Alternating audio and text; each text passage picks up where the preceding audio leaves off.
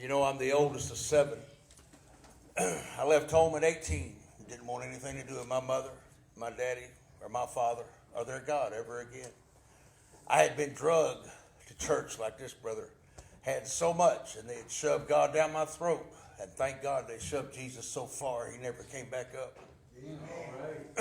3 years after I had left home, I was high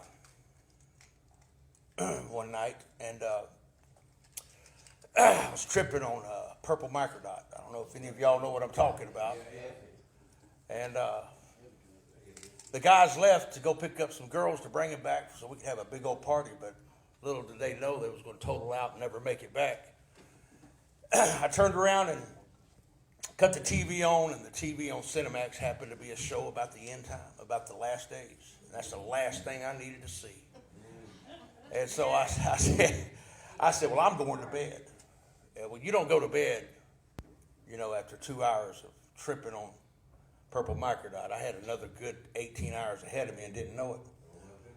And so I began to entertain the thought that God might be the good God that I had met when I was 7 years old down at the altar, that he really might be on my side. I can't tell you how I cried all night long when I began to entertain the thought of how good God really is, and how much he really loved me. But that next morning, you know, we didn't have cell phones back in 1983. And so I turned around and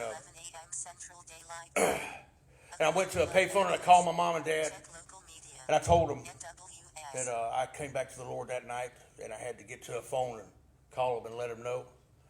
And my mother instantly starts speaking in tongues and shouting all over the house. And telling my dad, don't tell him. And he goes, I'm not. I go, what's the matter with mother?